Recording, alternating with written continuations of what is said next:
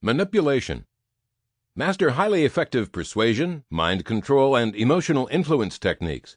Using dark psychology, how to analyze people, body language, NLP, and hypnosis secrets. Written by Vincent Mcdaniel.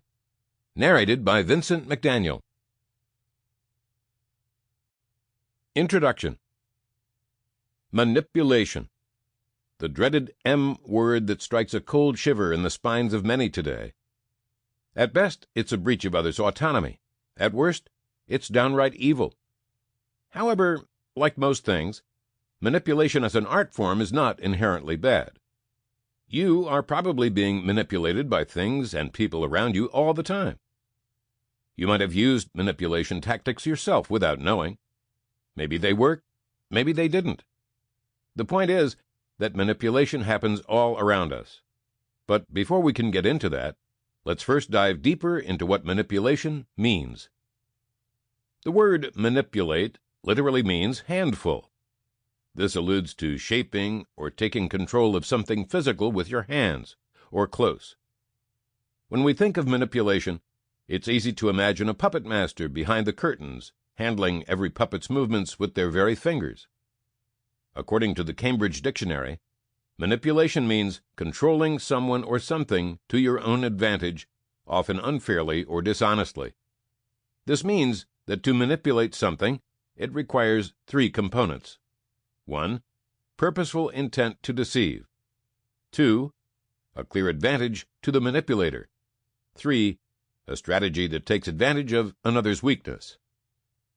The first factor, purposeful intent, is important to clarify.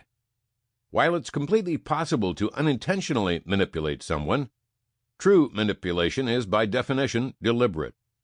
To actively engage in psychological power games, you have to be a mastermind. Many tactics that manipulators use are strategic, requiring a well-thought-out plan of action and clear decision-making.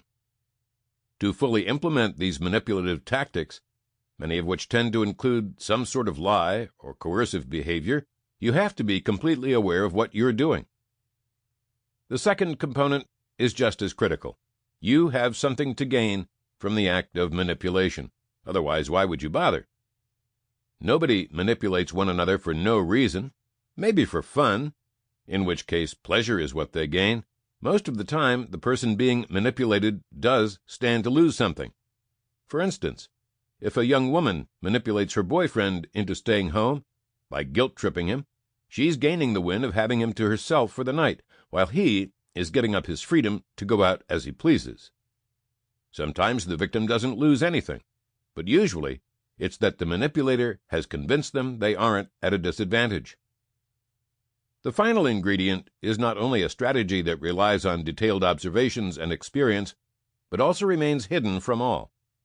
If no one is aware of how manipulation plays out in life, it's very hard to pinpoint, even if you are well informed. The way that manipulation works is that it absolves the parties of blame. No matter how you accuse someone, they always have a plan A, B, or C. Let's say the young woman's boyfriend is suspicious after numerous occasions that she is making him guilty on purpose. He confronts her about it, accusing her of not caring about his own life. In response, she tells him, "Why would I ever do such a thing? I only expressed my needs. It's your responsibility to express yours." He tells her, "I wanted to go out with friends, but you didn't let me." She responds, "I never forced you to stay home. You chose to."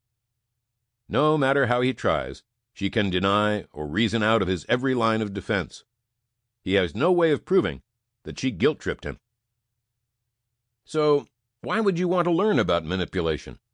For one, you are probably reading this to know the secrets of master manipulators and protect yourself from them. Another reason might be that, deep down, you want to learn and practice manipulative tactics yourself. Don't be shy or ashamed. Plenty of people feel the same way. In many cases, manipulation is more often an accepted way to thrive, like in your workplace. Manipulation, while it is by definition a breach of morality, if you care about respecting other people's autonomy, does not always have to be bad. Certainly not if you use it with the best of intentions. After all, power dynamics are Sample complete. Ready to continue?